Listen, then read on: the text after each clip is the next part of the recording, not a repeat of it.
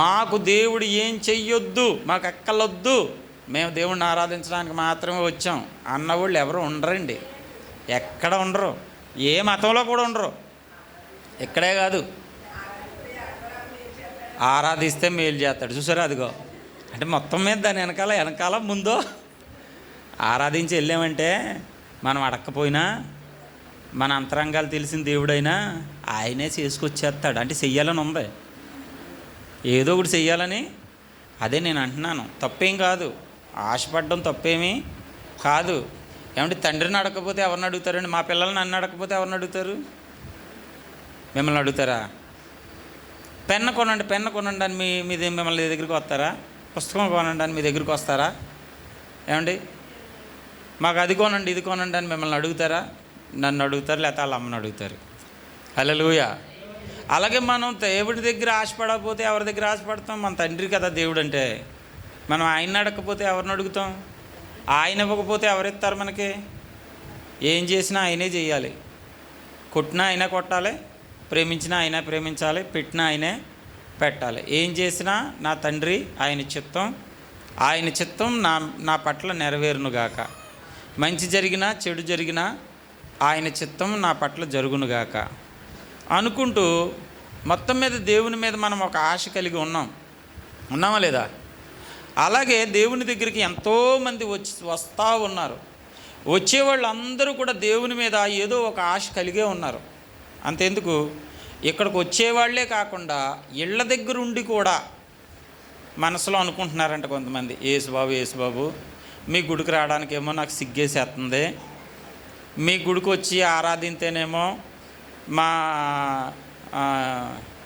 మా చుట్టాలు, మా బంధువులు, మా ఇంటి పక్కోళ్ళు, మా తోటికోళ్ళు, మా ఏపరాలు, వీళ్ళందరూ నానా రకాలుగా నన్ను ఏమన్నా కూసేస్తారేమోనని భయమేసి నేను నీ సన్నిధికి రావట్లేదు, నీ మందిరానికి రావట్లేదు. కానీ నువ్వంటే నాకు ఇష్టమే, నువ్వు ఆ పలానా కార్యం చేయాలి, నా బిడ్డను దీవించాలి, మా కుటుంబాన్ని దీవించాలి, మా పొలాన్ని దీవించాలని ఇళ్ళ దగ్గరుండి కూడా దేవుని మీద ఆధారపడిపోయిన వాళ్ళు కూడా ఉన్నారు. లేరంటారా? ఉన్నారు. వాళ్ళ ఇంటి దగ్గరే ఉంటారు, మందిరానికి రారు. కానీ వాళ్ళు కూడా ఎవరి మీద ఆధారపడతారు? యేసుబాబు నీకు తెలుసు, నా బాధ అంతా నీకు తెలుసు అని ఏదో ఒక రకంగా దేవుని మీద ఆశపడిన వాళ్ళు ఉన్నారు. హల్లెలూయా. అయితే ఆశ అనేది మానవ సహజం. ప్రతి మనిషికి కూడా ఆశ అనేది కంపల్సరీ ఉంటుంది. కానీ ఆ ఆశ నెరవేర్చుకోవాలి అంటే కనుక దేవుని బిడ్డలారా, దేవుని దగ్గరికి రావడం అనేది చాలా చాలా ప్రాముఖ్యం. దేవుని దగ్గరికి రావడం అనేది చాలా ప్రాముఖ్యం. దేవుని దగ్గరికి వస్తే దేవుని కార్యం త్వరగా జరుగుతుంది. అలా వచ్చిన వాళ్ళు చాలామంది, దేవుని దగ్గరికి వచ్చిన వాళ్ళు దేవుని దగ్గర యేసుక్రీస్తు ప్రభువారి ద్వారా ఎన్నో అద్భుత కార్యాలు చూశారు. దేవుని పిల్లరా, ఒకానొక సమయంలో దేవుని బిడ్డలారా, సీదోనీయుల ప్రాంతానికి యేసుక్రీస్తు ప్రభువారు వచ్చినప్పుడు దేవుని బిడ్డలారా, ఒక స్త్రీ ఆయనను ఆ ప్రాంతానికి వెళ్ళి, కనాను స్త్రీ ఒక ఆమె ఆయన దగ్గరికి వెళ్ళి దేవుని బిడ్డలారా ఆయనను అడిగిందంట, నా కుమార్తె దయ్యం పట్టి చాలా బాధపడుతుంది ప్రభువా నా బిడ్డను కాపాడు తండ్రి, నా బిడ్డను రక్షించు ప్రభువా అని ఆమె అడిగింది.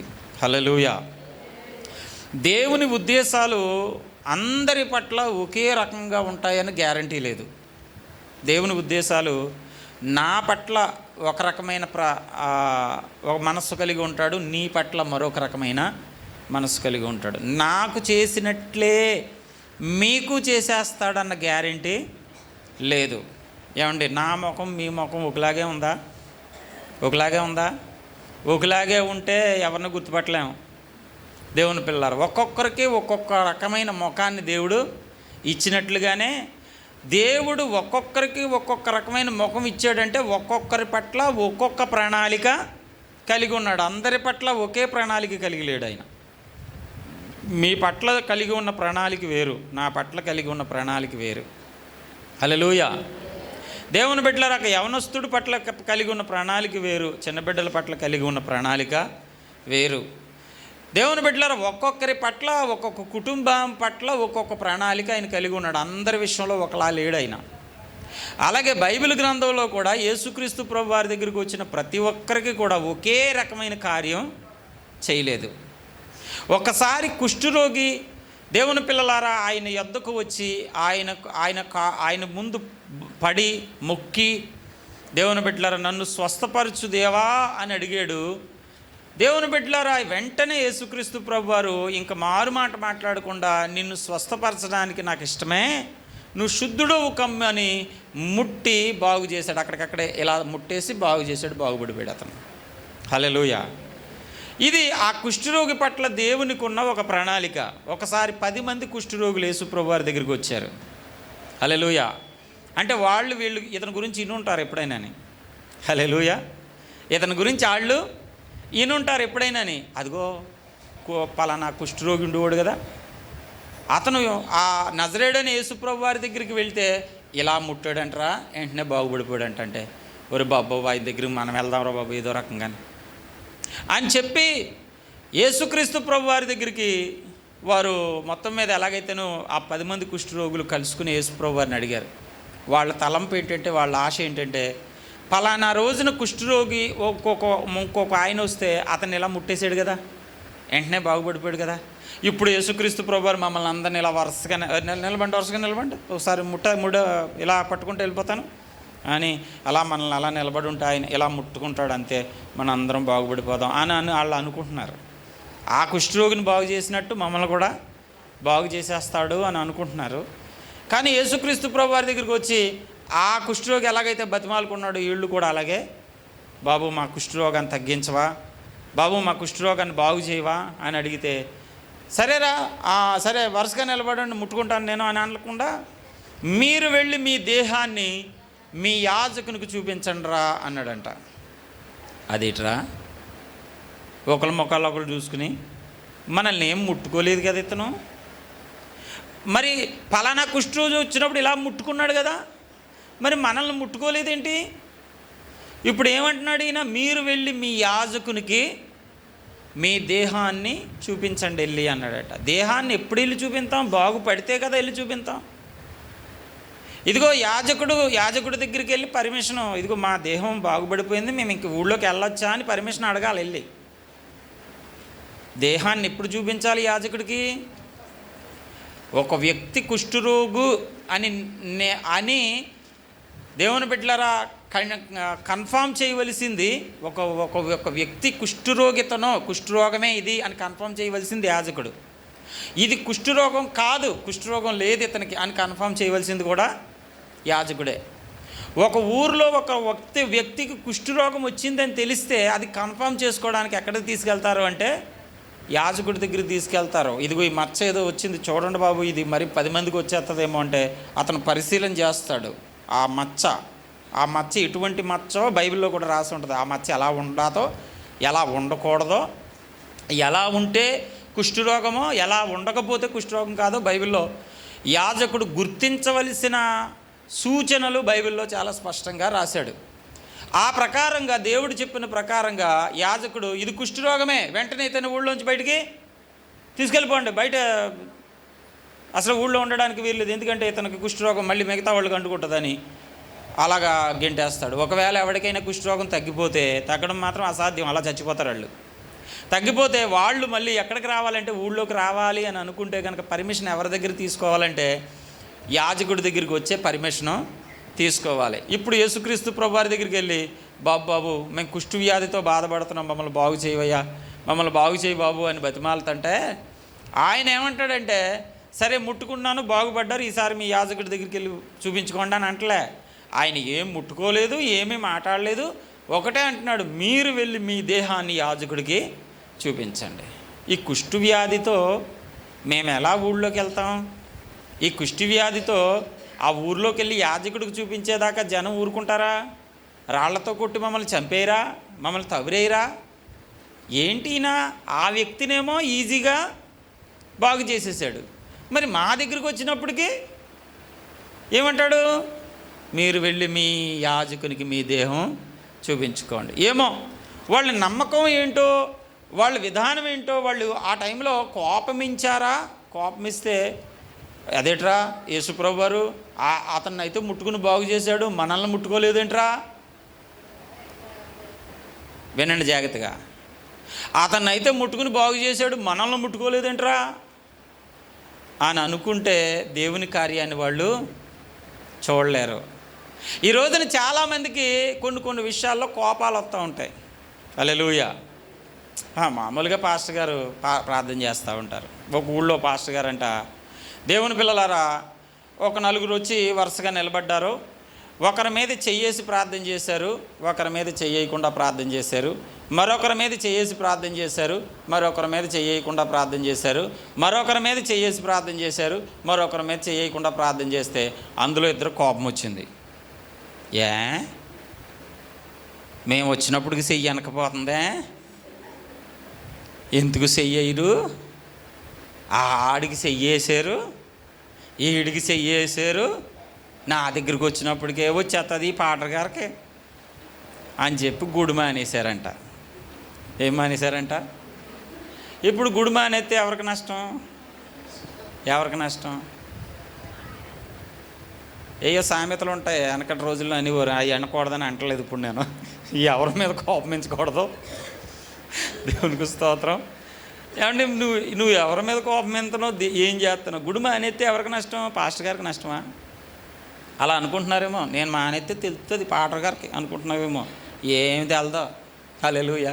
ఇక్కడ మీరు అందరూ ఉంటే ఇదే వాక్యం, ఒకవేళ ఇద్దరు ముగ్గురు ఉన్నా ఇదే వాక్యం, ఇదే మైకు, ఇదే ప్రసంగం, ఇంతసేపే చేస్తాం. అది అప్పుడు కూడా 3:30 అవుతుంది ఇడిచిపెట్టినప్పటికీ. సేమ్ టు సేమ్, ఏమి తేడా రాదు. దేవుని కార్యం, దేవుని పని దేవుని చేస్తే దేవుడు ఇవ్వాల్సిన జీతం. మీరు అనుకుంటారేమో కానుక పెట్టి బరువు తగ్గుతుంది కదా, అప్పుడు ఏం తగ్గదు. దేవుడు ఎప్పుడు ఎలా రప్పించాలో దేవుడు ఇప్పిస్తాడు. హల్లెలూయా. పెద్ద గుంపు ఉంటే ఎక్కువ వచ్చేస్తుందనో, చిన్న గుంపు ఉంటే తక్కువ వస్తుందనో ఏం లేదు. అది నేను నమ్మను. దేవుడు ఎప్పుడు ఎలా ఇవ్వాలో తన సేవకులకి ఇస్తాడు. హల్లెలూయా. దేవుని పిల్లలారా గమనించండి, వినాలి నా మాటలు. అందరూ కూడా శ్రద్ధగా వినాలి. మీరు మంచోళ్ళు. హల్లెలూయా. మీరు బాగా వింటారు, కానీ మధ్యలో వినరు అంతే. హల్లెలూయా. అంటే గ్యాప్ తీసుకుంటారు. ఇంటర్వెల్లో అయ్యి టీ స్నాక్స్ ఏమన్నా ఇమ్మంటారు మధ్యలోనే అండి. ఓ పావుగంట చెప్పినప్పుడు కలిసిపోతున్నారు కదా. అలాంటప్పుడు పాస్టమ్ గారు అది ఏం చేయాలి? కొంచెం టీయో బిస్కెట్టో, అంతేనమ్మా? మీ ఆలోచన అదేనా? ఒక అప్లికేషన్ పెట్టుకుందాం పాస్టమ్ గారికి. హల్లెలూయా. అంతేనా? పూర్తిగా వినేస్తారా? మధ్యలో గ్యాప్లు అయిన ఇవ్వాలా? హల్లెలూయా. అల సైన్యములకు అధిపతి అయిన ఆ దేవుని స్తుతించెదము. అల సైన్యములకు అధిపతి అయిన ఆ దేవుని స్తుతించెదము. అల సంద్రములను దాటించిన ఆ యెహోవాను స్తుతించెదము. అల సంద్రములను దాటించిన ఆ యెహోవాను స్తుతించెదము. హల్లెలూయా. స్తుతి మహిమ ఎల్లప్పుడు దేవునికి ఇచ్చెదము. హల్లెలూయా. స్తుతి మహిమ ఎల్లప్పుడు దేవునికి ఇచ్చెదము. హల్లెలూయా. గమనించండి, అందరూ వినాలి. మీరు ఒకరికొకరు మాట్లాడుకోకూడదు. మధ్యలో నా మాటలు శ్రద్ధగా వినడానికి ప్రయత్నం చేయండి. ఇక్కడ మనం ఎక్కడున్నామంటే, ఇప్పుడు యేసుక్రీస్తు ప్రభువారు ముందు వచ్చిన కుష్ఠరోగిని ఏం చేశాడు? ముట్టి బాగు చేశాడు కదా. ఇప్పుడు 10 మంది కుష్ఠరోగులు వస్తే వీళ్ళను కూడా ముట్టుకోవాలా లేదా? న్యాయమా కదా? మీరు చెప్పండి, ముట్టుకోవాలా లేదా? వాళ్ళు అదే ఆశపడి వచ్చి ఉంటారు. కానీ వీళ్ళ దగ్గరికి వచ్చినప్పటికి యేసు ప్రభువారు ఏమన్నారంటే, మీరు వెళ్ళి మీ దేహాన్ని యాజకునికి వెళ్ళి చూపించుకోండి అన్నాడంట. అప్పుడు వీళ్ళకి కోపం రావాలా లేదా?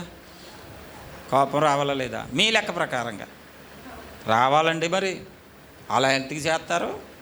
రూల్ అంటే రూలే కదా. అక్కడ చెయ్యేసినప్పుడు మరి ఇక్కడ చెయ్యరు అంటారా? దేవుని దగ్గర అందరి పట్ల ఒకే ప్రణాళిక దేవుడు కలిగి ఉండడు. అందరినీ ఒకేలాగా దేవుడు ట్రీట్ చేయడు. దేవుని మందిరంలో కోపాలకి తావు లేదు. కోపాలు కుదరదు. ఎవరి మీదమ్మా మన కోపాలు? దేవుడి మీద, పాస్టర్ గారి మీద? హల్లెలూయా. కుదరవు. ఎందుకంటే మనం దేవుని దగ్గరికి వచ్చేది దేవుని కృపను పొందుకోవడానికి, అంతే తప్ప ఇలా జరిగింది అలా జరిగింది. కొంతమంది సంఘంలో కొన్ని రకరకాల వివాదాలు మనస్సులో ఏదో ఒక భావన పెట్టుకుని వాళ్ళే నష్టపరుచుకుంటారు. నువ్వు మనసులో విభేదం పెట్టుకున్నావంటే విచిత్రమైన కోపాలండి, ఈ వింతైన కోపాలండి ఇవి.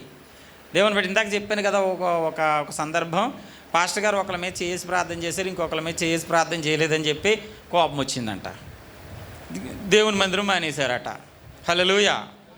దేవుని బిడ్డలారా, మరొకరికి కోపం ఎలాగొచ్చిందంటే దేవుని పిల్లలారా, హల్లెలూయా, వాళ్ళు రోజు వచ్చి కూర్చునే చోట్లో ఇంకొకరు కూర్చుండిపోయారంట. హల్లెలూయా. వాళ్ళు రోజు ప్రతి వారం వచ్చి కూర్చునే కుర్చీలో లేకపోతే కింద ఇంకొకరు కూర్చున్నారంట. కోపం వచ్చింది. రోజు నేను కూర్చుంటాను, పాటర్ గారికి తెలదా, వీళ్ళకి తెలదా, మళ్ళీ మమ్మల్ని కలపాలి కదా, పాటరమ్మ గారికి తెలదా, తెలియలేనట్టు ఎలా చూస్తున్నారో చూడు అని చెప్పేసి మనసులో ఎంత వాక్యం చెప్తుంటా కుమిలిపోయి కుళ్ళిపోయి గుడి మానేశారంట. అలెలు ఎవరు హృదయంలో బాధ ఉంటే వాళ్ళనే కుమ్మలబెట్టి మాడిపోయిన మసాలా దోశలాగా శుభ్రంగా. ఎవరికి నష్టం? నా మనసులో ద్వేషం పెట్టుకుంటే అది నాకే నష్టం, నీ మనసులో కోపం పెట్టుకుంటే అది నీకే నష్టం. ఎవరి మనస్సులో రేగిన కోపం వాళ్ళనే నష్టపరుస్తారు తప్ప నేను ఈడి మీద కోపం పెట్టుకుంటే ఈడికి నష్టం కాదు, నాకే నష్టం. దేవుని పిల్లలారా, నేను ఇదిగో ఇంకొక సహోదరి మీద వాళ్ళ మీద కోపం పెట్టుకుంటే నాకే నష్టం, వాళ్ళకి నష్టం ఏమీ కాదు. మీరు మరొకరి మీద కోపం పెట్టుకుంటే కూర్చుంటారు, దానికేముంది, ఇంకో చోట కూర్చో, చర్చ అంతా ఖాళీయే కదా. ఇది ఒక కోపమే, దిక్కుమాలిన కోపం. ఇది సరే కోపం ఇచ్చావు, అప్పుడు ఏం చేయాలి? దేవుని మందిరం మానేస్తావా? 3 వారాలు మందిరానికి రాలేదంట. ఆ 3 వారాలు ఎందుకు మందిరానికి రాలేదు? పట్టుదల ఏంటంటే ఇప్పుడు పాస్టర్ గారు ఇంటికి రావాలి, అమ్మ నువ్వు ఎందుకు మానేసావని అడగాలి, ఎందుకు మానేసావని 2సారి అడగాలి, ఎందుకు మానేసావని 3సారి అడగాలి. ఏం లేదులేండి అయ్యగారు, చిన్న బాధ వచ్చిందని 4-5 సార్లు గారం చెయ్యాలి. ఏదో చెప్పమ్మా, నువ్వు మందిరం ఎందుకు మానేస్తున్నామని మళ్ళీ బతిమాలాలి. అదిగోనండి నేను వారం వచ్చి అక్కడే కూర్చుంటానండి, మరి ఆ చోటు నాది కదండి అని అప్పుడు చెప్తే, లేదులేమ్మ బాబు, నీ చోటు నీకేముంటుందమ్మా, నీకు పుణ్యం అమ్మ రా అమ్మ అని చెప్తాను. వస్తాను. హల్లెలూయా. అమ్మ బాబోయ్, ఇంత గారమే. దేవునికి స్తోత్రం. మీకు విషయం చెప్తాను, అలాంటి ఫీలింగ్ మన చర్చిలో ఉండవు. వెళ్ళిపోయేవాళ్ళు వెళ్ళిపోతారు, వచ్చేవాళ్ళు వస్తారు. ఆ కోర్సు నేను నేర్చుకోలేదు. దేవునికి స్తోత్రం. బాబా మీకు దండం, ఏదో రకంగా వచ్చాను. ఆ కోర్సు నాకు బైబిల్ ట్రైనింగ్ వాళ్ళు నేర్పలేదు, ఎందుకో నాకు మర్చిపోయినట్టుకున్నారు, వాళ్ళందరికీ నేర్పి. హల్లెలూయా. దేవుని సన్నిధి కావాలనుకున్న వాళ్ళు వస్తారు, దేవుని వాక్యం కావాలనుకున్న వాళ్ళు వస్తారు, దేవుని మహిమను పొందాలనుకున్న వాళ్ళు వస్తారు, దేవునిని అర్థం చేసుకున్న వాళ్ళు వస్తారు. మేము నిజాయితీగా ప్రేమించిన ప్రేమ నీకు అర్థమైతే జీవితంలో నీవు మమ్మల్ని విడిచిపెట్టలేరు, మా సంఘాన్ని విడిచిపెట్టలేరు. హల్లెలూయా. మేము నిజాయితీగా యథార్థంగా మీ కొరకు మేము ఎంత ప్రార్థన చేస్తున్నామో మీరు మనసారా తెలుసుకుంటే, నేను ఈ రోజున బలిపీఠం మీద నిలబడి చెప్తున్నాను, మేము నిజాయితీగా మిమ్మల్ని మేము ఎంత ప్రేమిస్తామో, మీ కొరకు మేము ఎంత ప్రార్థన చేస్తామో, సంఘంలో ఉన్న బిడ్డల కొరకు మేము ఎంత పరితపించిపోతామో, మీ మీద మేము ఎంత అభిమానం కలిగి ఉంటామో మీకు అర్థమైతే కనుక జీవితంలో మీరు మమ్మల్ని కానీ మందిరాన్ని కానీ వదలరో. అలా కొంతమందికి అర్థమైంది, కొంతమంది ప్రేమ అర్థం కాలేని వాళ్ళు మాత్రమే ఎవరైనా బయటికి వెళ్తారు. అలా బయటికి వెళ్ళి కూడా మళ్ళీ తిరిగి వచ్చేసిన వాళ్ళు ఉన్నారు. హల్లెలూయా. ఎందుకంటే నేను గ్యారంటీ చెప్పమంది, గుండెల మీద చేసుకుని చెప్పగలను, ఇక్కడ దొరికే వాక్యం కానీ, ఇక్కడ దొరికే క్రీస్తు ప్రేమ కానీ మరొక చోట దొరకదో. చెక్ చేసుకోండి వెళ్ళి. హల్లెలూయా. మీరు ఒక 4-5 వారాలు చెక్ చేసుకుని రావచ్చు, ప్రాబ్లం ఏం లేదు. ఈ 4-5 వారాల్లో నేను వచ్చేం బతిమాలను. హల్లెలూయా. ఎవరికి నష్టం? కోపం ఇస్తే ఎవరికి నష్టం? కోపం ఇస్తే ఎవరికి నష్టం చెప్పండి. ఎవరు కోపపడ్డారో వాళ్ళకే. ఆత్మీయులు ఆత్మీయంగా ఆలోచించాలి, కానీ ప్రతి విషయంలో కానీ శరీరులుగా ప్రవర్తించడం వల్ల మనం ఆత్మీయులం ఎలాగవుతాం? శరీరము ఆత్మకును, ఆత్మ శరీరమునకు విరోధముగా అపేక్షిస్తుంది. మనం ఆత్మీయులమా శరీరులమా చెప్పాలి. అది కూడా అర్థం కాకపోతే చాలా కష్టం. మనం ఆత్మీయులమా శరీరులమా? ఆత్మ సంబంధమైన నడిపింపులో మనం అన్నాం, దేవుని ఆత్మ చేత నింపబడిన వారం, క్రీస్తు చేత ఎన్నుకోదగిన వారం. మనం ఆత్మ సంబంధమైన వారుగానే ప్రవర్తించాలి, కానీ మన శరీర సంబంధమైన క్రియలు ఎందుకు బయట పెట్టుకోవాలి? మనకి కోపాలేంటి? హల్లెలూయా. దేవుని బిడ్డలారా, వడ్డించేటప్పుడు ఒక గరిటె ఎక్కువ పడవచ్చు, ఒక గరిటె తక్కువ పడవచ్చు, దానికి కూడా కోపం ఎందుకు? అంటే ఇలాంటివి కూడా ఉంటాయి కొన్ని కొన్ని చోట్ల. హల్లెలూయా. అంతా నీదే, అంతా మందే, ఇందులో విభేదం ఎవరు లేరు, అందరూ అన్నదమ్ములు, అందరూ సమానమే. ఇక్కడ ఒకరు ఎక్కువ ఒకరు తక్కువ ఉండబోదు కూడా. అలాగని మేము ఎక్కువ మీరు తక్కువ అని కూడా నేను అన్నాం. మనం అందరూ దేవుని పనిలో మనల్ని అందరినీ దేవుడు పిలిచాడు. కలిసి రాజ్యాన్ని కట్టాలి.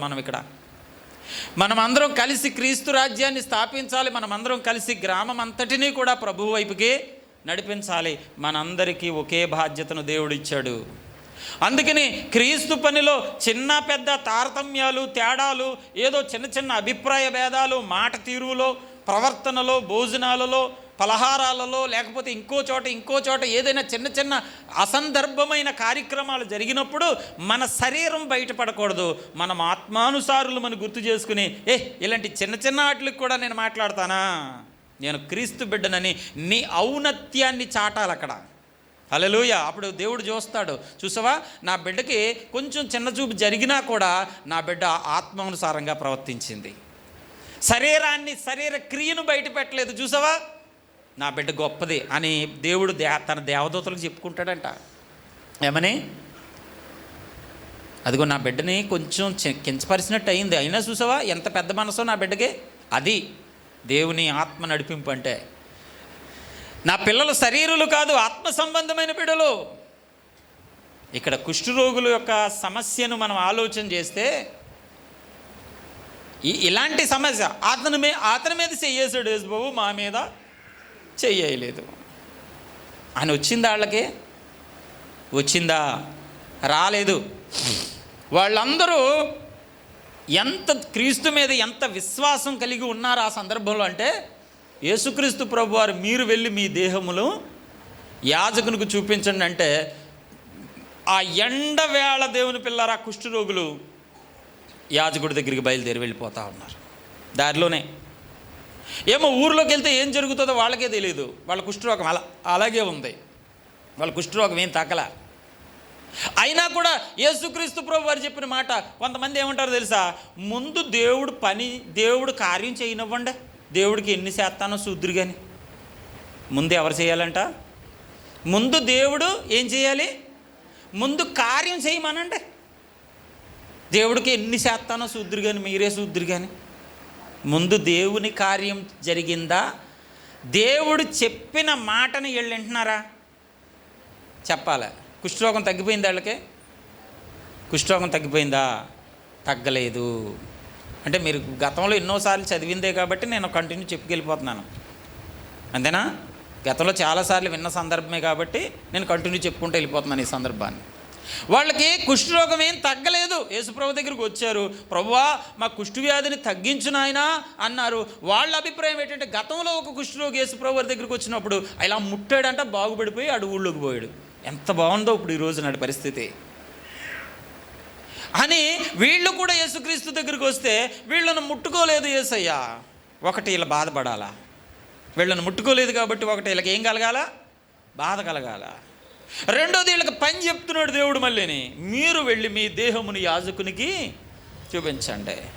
బాధపడడం కాదు, ఇదేంట్రా మనల్ని ముట్టుకోలేదు, మనల్ని బాగు చేయలేదు, ఊళ్ళోకి వెళ్ళమంటాడేంటి, ఊళ్ళోకి వెళ్తే చంపేస్తారు అందరూని, ఇలాగే మాట్లాడతారు. నడండ్రా మనం అలా పోవచ్చు, ఊరు చివరికి పోవచ్చు, ఎందుకు వచ్చింది అని కోప్పడలేదు.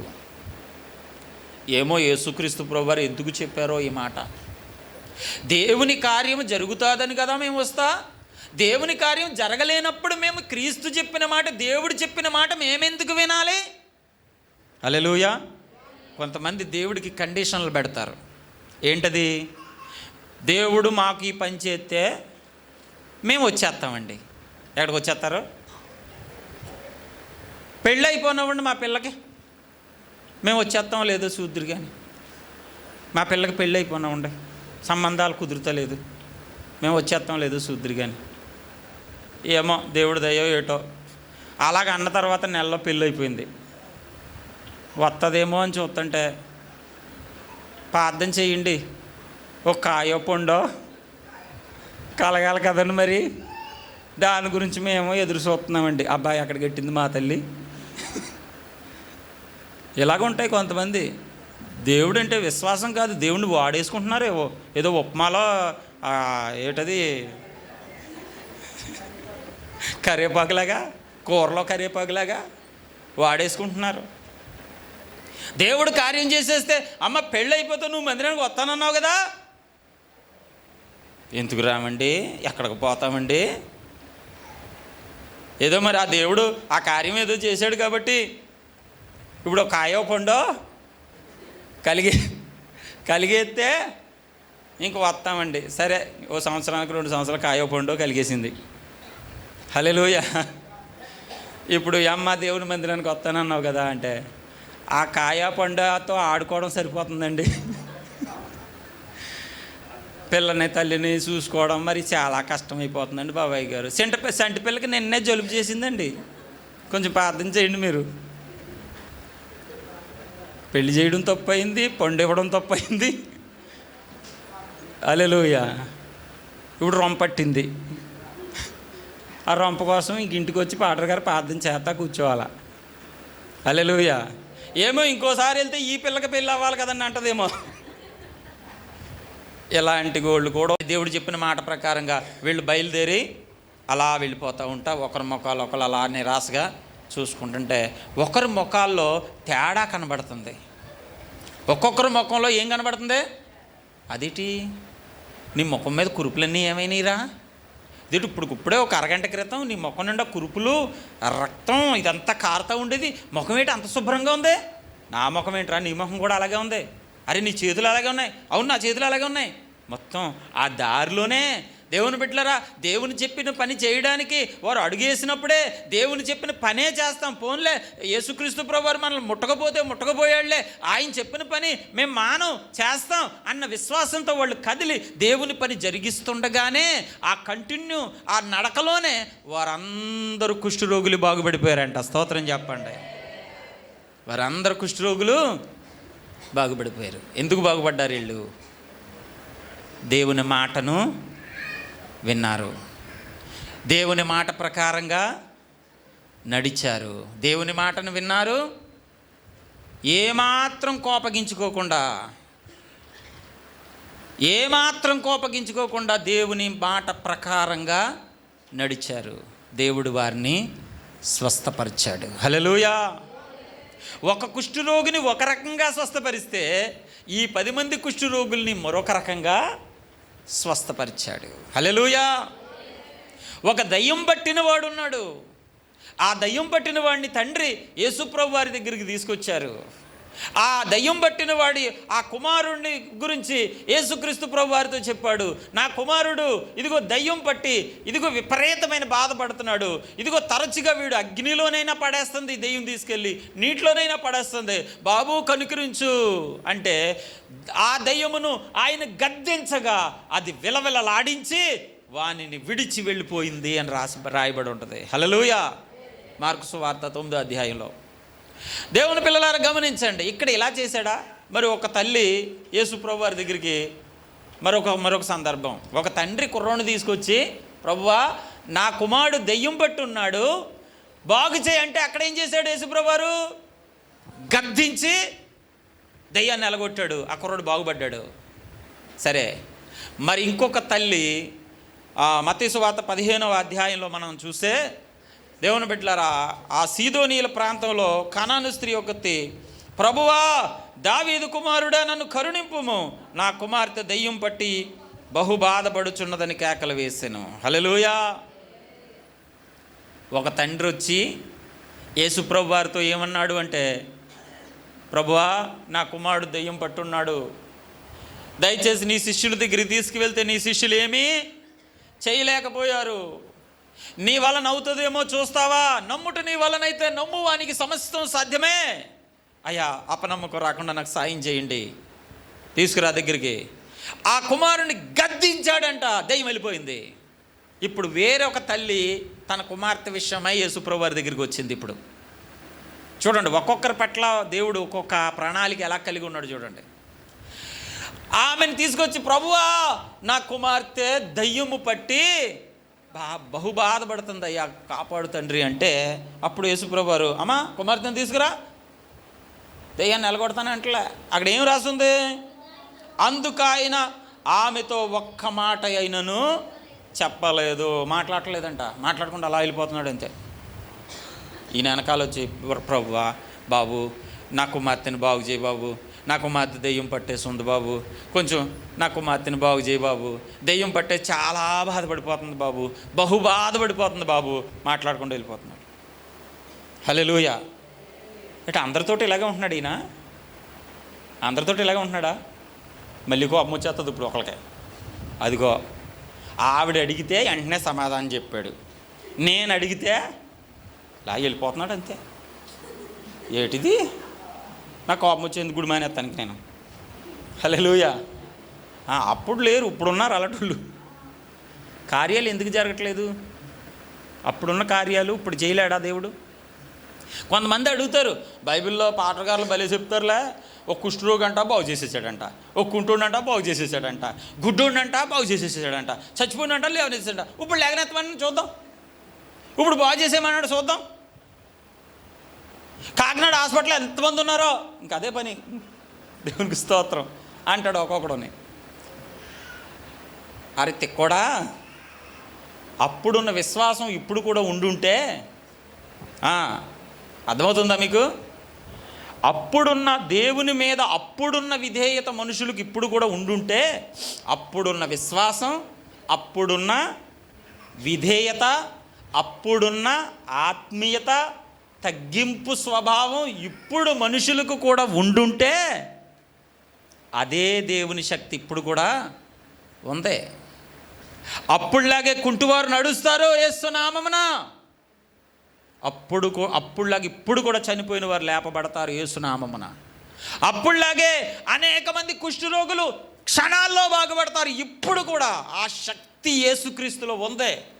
మరి ఎందుకు జరగట్లేదు ప్రశ్న?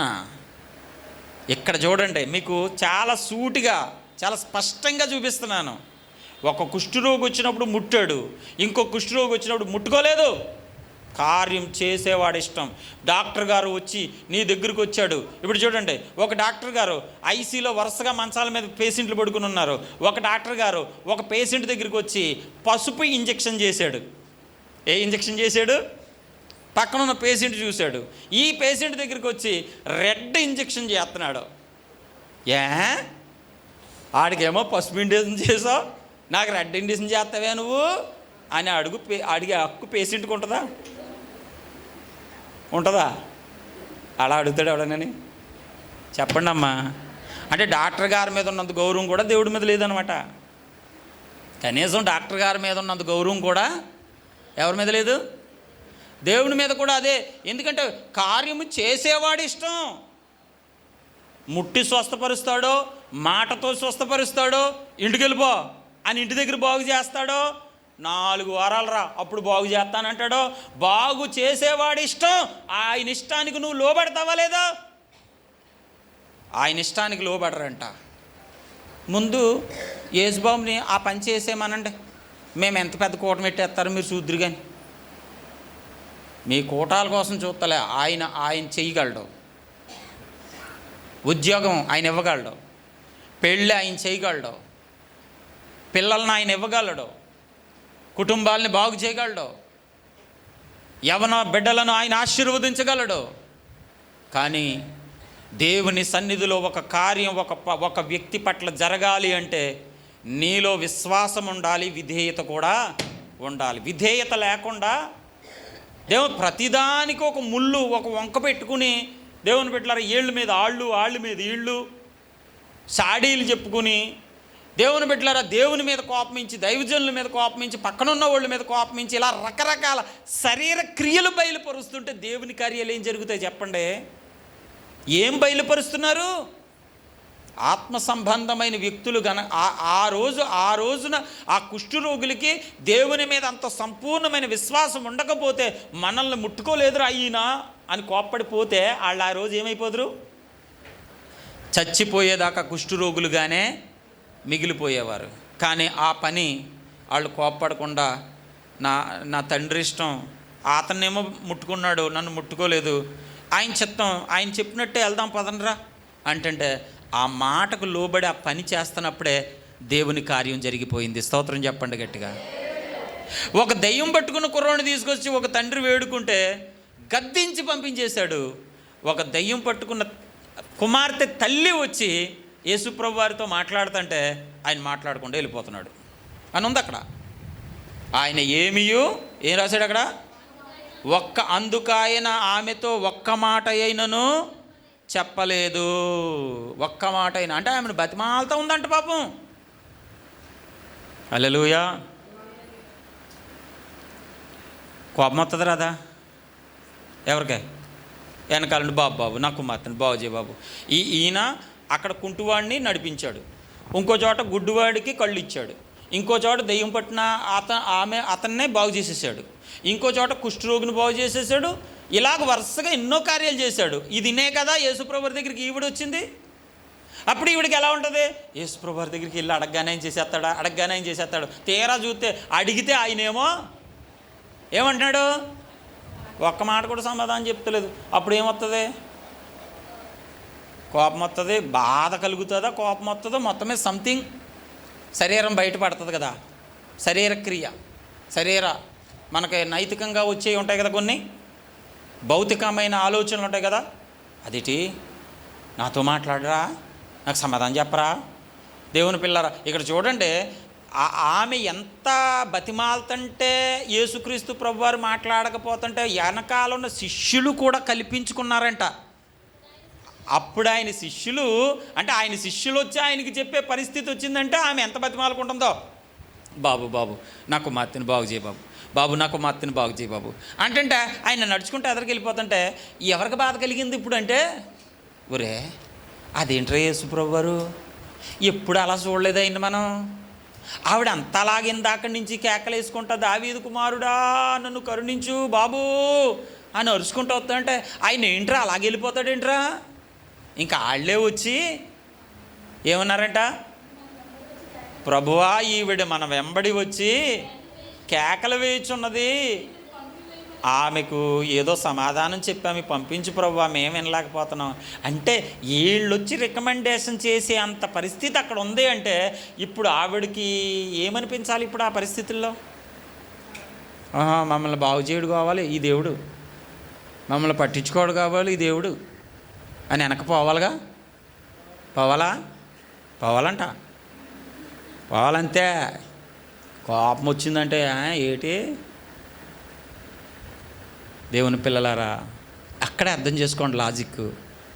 ఒకవేళ అలా కోపాన్ని బయలుపరుచుకుని వెనక్కి వెళ్ళిపోతే ఆమె కుమార్తె జీవితాంతం ఆ దెయ్యంతో బాధపడి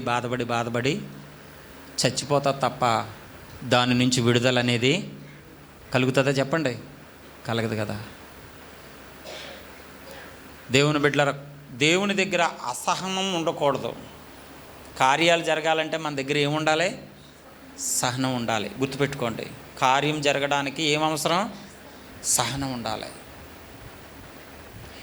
దేవుని దగ్గర విశ్వాసం ఉండాలి. నీ విశ్వాసం ఎటువంటిదో, నీ విశ్వాసం ఎలాంటిదో ఇక్కడ పక్కన కూర్చున్న విశ్వాసులకు తెలియకపోవచ్చు, బోధించే పాస్టర్ గారికి తెలియకపోవచ్చు, కానీ నీ విశ్వాసం ఎలాంటిదో దేవునికి మాత్రం, ఏ విశ్వాసంతో నువ్వు దేవుని మందిరానికి వచ్చావో దేవుడికి తెలుసు. చేస్తాడో లేదో చూద్దాం అసలు అని. ఆయన వచ్చినా దేవుడికి తెలుసు. నా ప్రభు ఆయన ఏదైనా ఆయన చేయగలడు, ఆయన చిత్తమే. ఆయన చేసినా చేయకపోయినా ఆయన చేయి పట్టుకుని, ఆయన పాదాలు పట్టుకుని ఆయనతో పాటు జీవించడమే నా జీవిత గమ్యం అని సంపూర్ణమైన నమ్మకం కలిగి ఆయనతో నువ్వు సాగిపోతున్నావా? నీ మనస్సు ఎటువంటి భక్తి కలిగి ఉందనేది దేవుడు కళ్ళారా చూస్తున్నాడు నిన్ను. దేవుని కార్యాలు జరగవు అంటలేదు, ఎక్కడ చూసినా జరిగినాయి.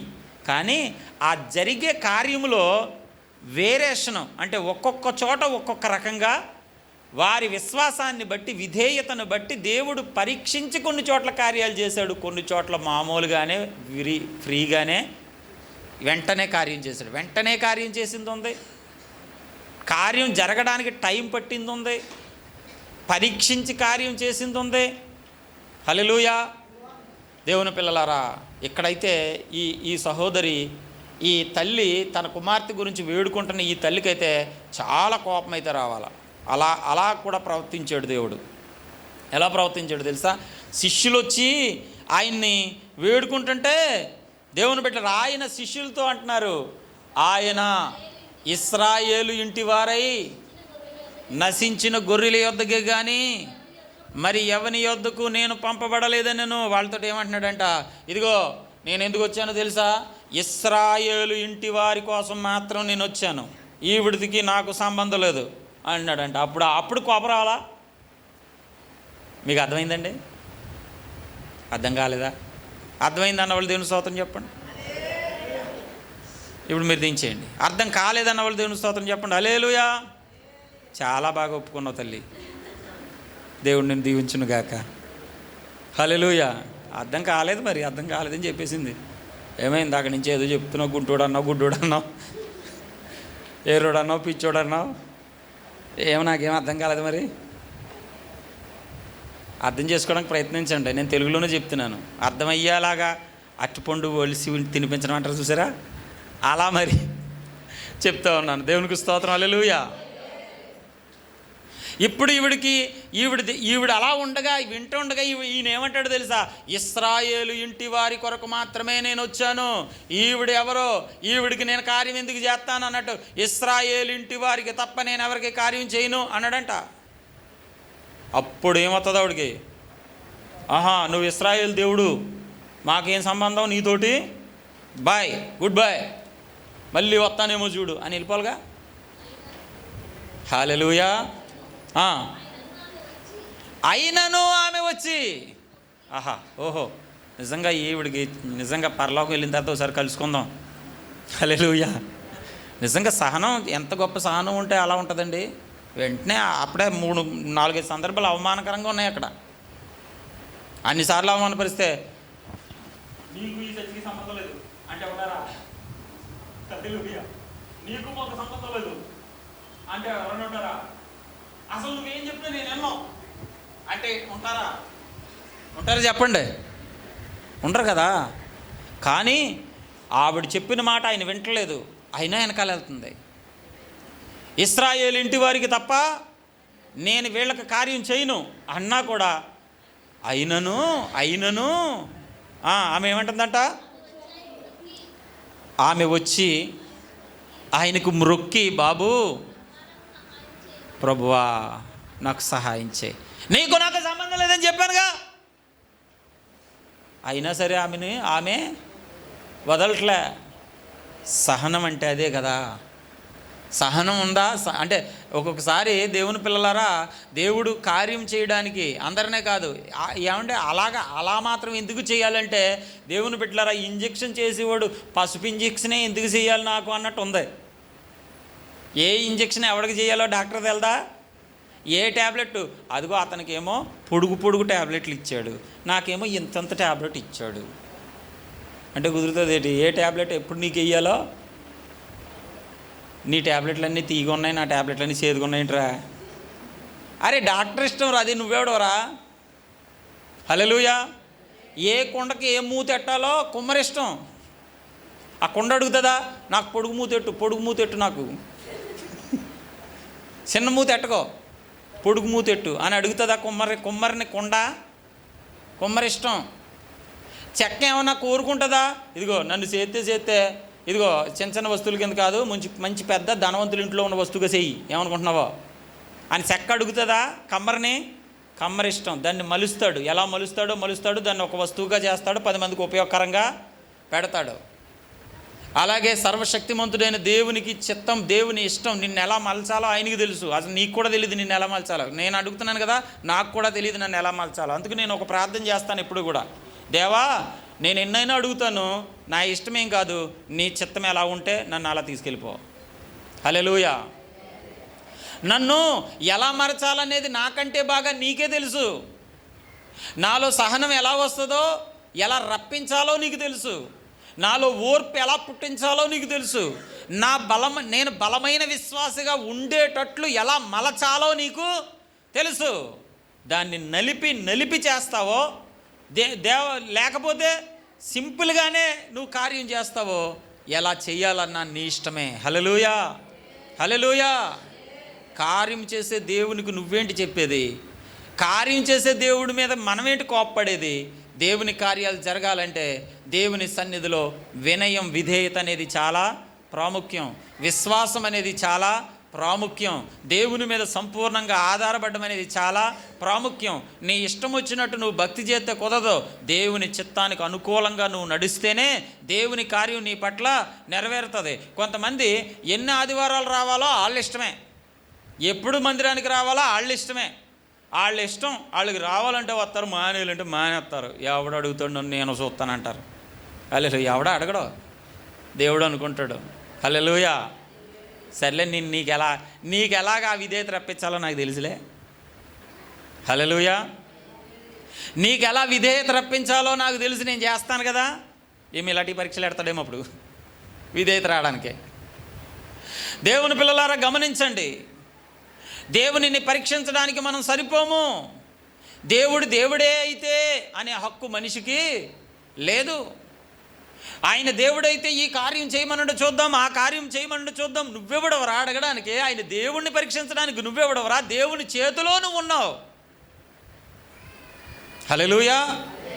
దేవా నీ చిత్తం ఏమై ఉందో నాకు తెలీదు, నీ చిత్త ప్రకారంగా నడిపించు అని లోబడడం తప్ప మనిషి దేవుని పట్ల అంతకు మించి చేయవలసింది ఏమీ లేదు.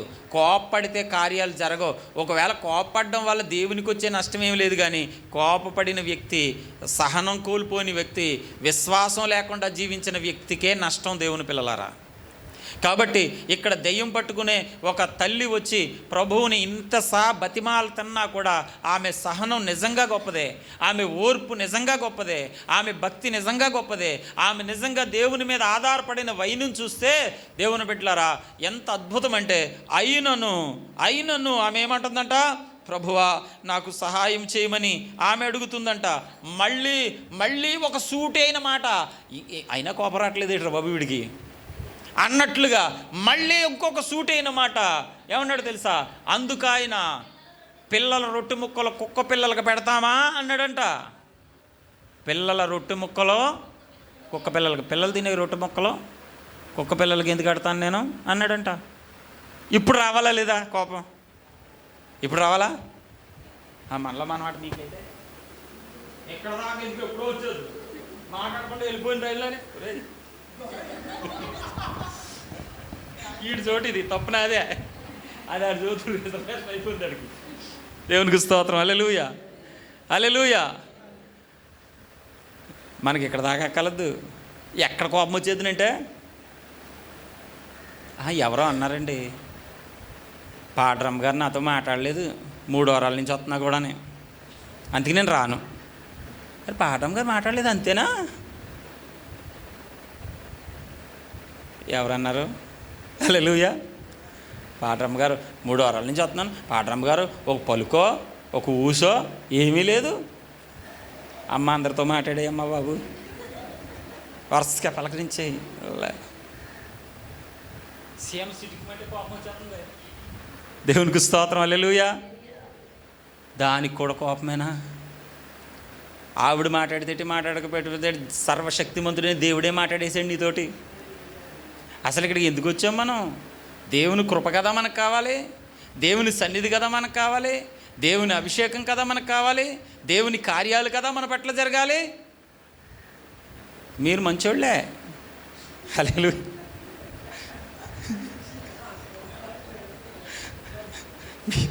మీరు చెడ్డోళ్ళని నేనేమంటలేదు, మీరు మంచోళ్ళే. కానీ ఒక్కొక్కసారి వస్తూ ఉంటాయి అలాగా. హల్లెలూయా. మీరంటారు మరి తల్లిదండ్రి మీద కోపమించకపోతే ఎవరి మీద కోపమిందామండి? మీరు తెలివైన వాళ్ళే. బయట వాళ్ళ మీద కోపమింతామా? తల్లిదండ్రులు కాబట్టి కోపమింతాం అంటారేమో. సరే, మా మీద కోపమించారు కానీ దేవుని మందిరం మానేకండి, అది దేవుడి మీద కోపమించినట్లు లెక్క. హల్లెలూయా. మన కోపాలు తాపాలు మళ్ళీ మామూలు అయ్యి మన కోపం ఎప్పుడు దాకా ఉండాలంట? కోపమించండి, నా మీద కోపమించండి, పర్లేదు. కానీ ఎప్పుడు దాకా ఉండాలంట? సూర్యాస్తమించే వరకు మాత్రమే నీ కోపము నిలిచి ఉండాలంటే ఇప్పుడు కోపమింతే సాయంత్రం మళ్ళీ నైట్ భోజనం చేసిన తర్వాత ఇంక ఉండకూడదు. హల్లెలూయా. వెంటనే నాకు ఫోన్ చేసి మాట్లాడేయాలి అంతే. హల్లెలూయా. హల్లెలూయా. ఆ అమ్మగారి మీద అయితే అమ్మగారు ఫోన్ చేసి మాట్లాడలేదు. దాంతో ఇందాక వచ్చిందండి, ఇప్పుడు సూర్యుడు అస్తమించాడు కాబట్టి ఇప్పుడు పోయిందండి, అందుకు ఫోన్ చేశానండి అని చెప్పాలి. అర్థమవుతుందా? అర్థం కావట్లేదా? ఆ బైబిల్లో ఉన్నమాట, మీ కోపము సూర్యుడు అస్తమించే వరకు కూడా నిలిచి ఉండకూడదు. దేవుడు పెట్టిన కండిషన్. కోపపడితే పడ్డారు. కానీ దేవుని పిల్లలారా, దేవుని కార్యాలు జరిగే చోట్ల, అందుకే నేను చాలా జాగ్రత్త చెప్తున్నాను, దేవుని కార్యం మాత్రం జరగాలంటే దేవునితో మనం చాలా జాగ్రత్తగా ఉండాలి. ఎంత సహనం పాటింతుందో చూడండి. ఇవిడి దేవుని మందిరంలో మన పట్ల కార్యాలు జరగాలి, మన కుటుంబాలు మార్చబడాలి, మన బిడ్డలు మార్చబడాలి. దేవుని బిడ్డలారా, ఉద్యోగాలు లేని వారికి ఉద్యోగాలు కావాలి, వివాహాలు జరగని వాళ్ళకి వివాహాలు జరగాలి, పిల్లలు పుట్టలేని వాళ్ళకి పిల్లలు పుట్టాలి, ఎన్నో భయంకరమైన రోగాలు తగ్గాలి, చావు బ్రతుకుల మధ్యలో ఉన్న వాళ్ళు సహితం బతికిపోవాలి. దేవుడు ఆనాడు ఎంత బలమైన కార్యాలు చేశాడో ఈ రోజును కూడా అంత బలమైన కార్యాలు చేయాలంటే ఇదిగో ఇక్కడ కనబడుతున్న ఈ సహనం, ఇక్కడున్న ఓర్పు, ఇక్కడున్న విధేయత, ఇక్కడున్న విశ్వాసం ఈ రోజున మనం కూడా నేర్చేసుకోవాలా. ఆ విధేయత, వినయం, సహనం మనం చూపించగలుగుతుంటే వెనువెంట దేవుడు అద్భుత కార్యాలు మన పట్ల జరిగిస్తూ ఉంటాడు. హల్లెలూయా. మన శుక్రవారం చెప్పాను, వాక్యం వినటం మాత్రమే కాదు క్రైస్తవ జీవితానికి పరిపూర్ణత. వాక్యముతో పాటు ఏం జరగాలి? సూచక క్రియలు జరగాలి. సూచక క్రియలు జరగాలి అంటే ఇది ఇక్కడ ఉంది, విశ్వాసం, విధేయత, దేవుని బిడ్డలారా ఓర్పు.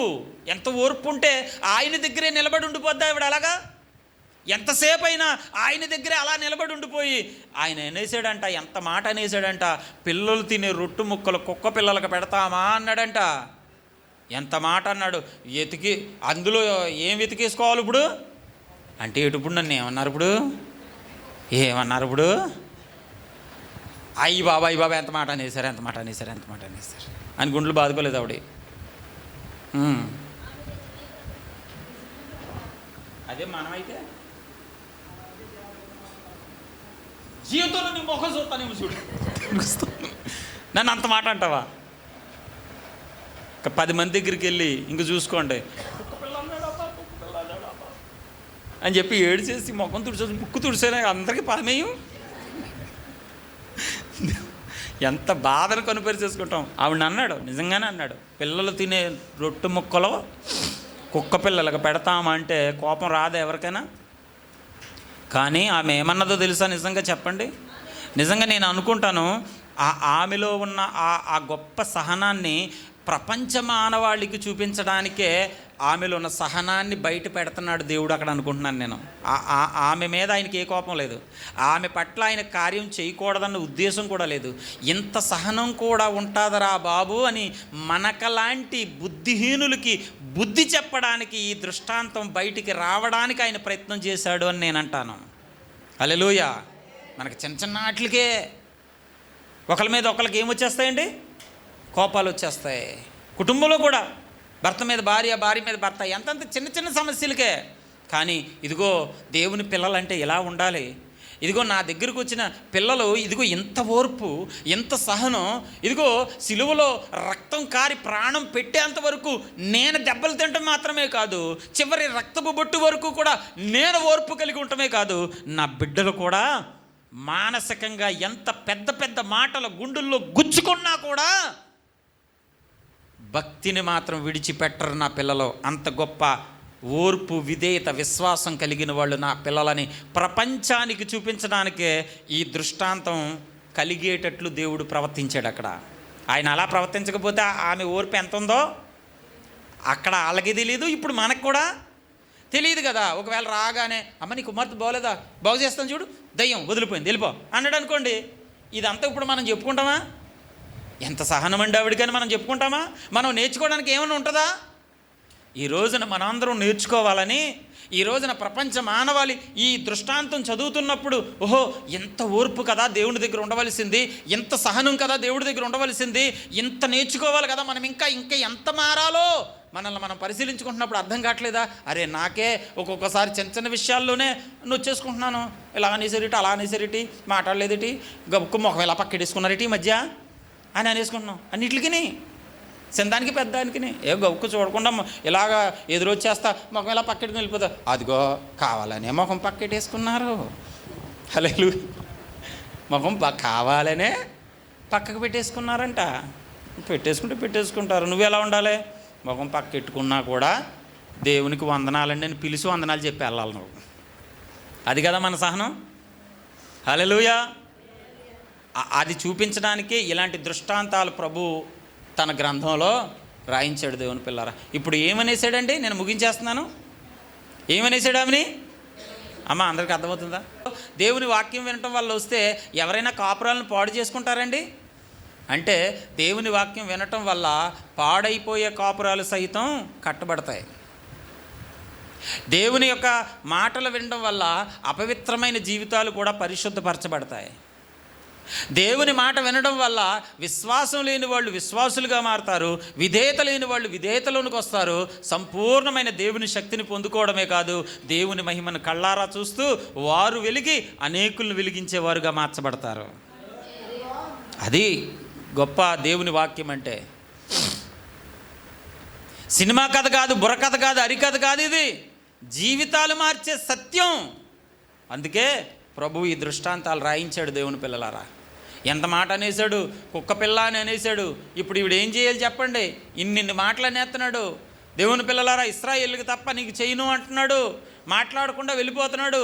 ఎంత బతిమాలనా పట్టించుకోవట్లేదు. ఇప్పుడు ఈయన దగ్గర ఉండాలా వెళ్ళిపోవాలా? కుక్క పిల్ల అని అనేసాడు. ఇప్పుడు ఏం చేయాలి? అప్పుడు ఆవిడ ఏమంటుందో తెలుసా? నిజమే ప్రభువా. స్తోత్రం చెప్పాలి గట్టిగా మీరు. ఎవరైనా ఎలా ఒప్పుకుంటారా? ఎవరైనా ఒప్పుకుంటారా? నువ్వు కుక్క పిల్లవే అంటే, అవును నేను కుక్క పిల్లనే అని ఎవడన్నా ఒప్పుకుంటాడా? కానీ ఆమె ప్రభువు దగ్గర ఎంత లోబడుతుందో తెలుసా? నువ్వు మాట అన్నావంటే నీ చిత్తమే జరగాలి. నిజమే ప్రభువా.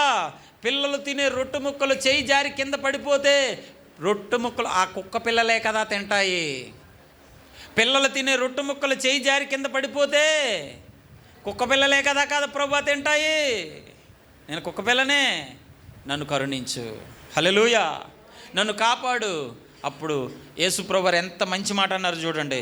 యేసుప్రభువారు నిజంగా చెప్తున్నాను, ఈ దృష్టాంతాన్ని చదివి కొంతమంది యేసుక్రీస్తుని విమర్శించే వాళ్ళు ఉంటారు. అలా అంటాడా, అలా అనకూడదు కదా, అలా అనకూడదు కదా, అలా అనకూడదు అని చెప్పడానికే ఈ దృష్టాంతం రప్పించాడు దేవుడు.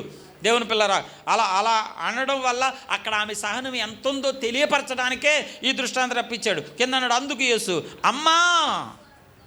ఆహా, ఏమని పిలుస్తున్నాడు ఇప్పుడు? ఇందాకేమన్నాడు? ఇశ్రాయేలీయులకి తప్ప నేను ఎవరికి చేయను అన్నాడు. అంటే ఈవిడికి నాకు ఏ సంబంధం లేదు, ఈవిడికి ఎందుకు నేను కార్యం చేస్తాను అన్నట్టు మాట్లాడాడు. తర్వాత ఏమన్నాడు? ఈవిడు కుక్క పిల్ల అన్నాడు. కుక్క అన్నాడు, కుక్క పిల్లలతో పోల్చాడు. ఇప్పుడు ఏమన్నాడు తెలుసా? అమ్మా అమ్మ అని పిలుస్తున్నాడు ఇప్పుడు. అంటే ముందు నుంచి ఈ ప్రేమ ఆమె మీద ఉంది. యేసుప్రభు వారికి ముందు నుంచి ఈ అభిమానం, ఈ ప్రేమ ఆమె మీద ఉంది. కానీ ఆమె సహనం, ఆమె గొప్పతనం, ఆమె ఓర్పు ముందే ఎరిగిన దేవుడు. ఈమె సామాన్య వ్యక్తి కాదు, ఈమె చాలా విశ్వాసంతో నా దగ్గరికి వచ్చింది. కాబట్టి ఇక్కడ కొన్ని మాటలు ప్రపంచ మానవాళికి ఉపయోగపడేటట్లుగా ఇక్కడ దృష్టాంతం జరిగితే అనేక మంది జీవితాలు ఈమె వల్ల మార్చబడతాయి అని ఆమెలో ఉన్న సహనం బయట పెట్టడం కోసం ఒక 4-5 మాటలు ఆమెను పరీక్షించినట్టు మాట్లాడి లాస్ట్ అన్నాడు, అమ్మా నీ విశ్వాసము గొప్పది, నీ విశ్వాసం సాధారణమైంది కాదు, అమ్మా అని పిలిచాడు.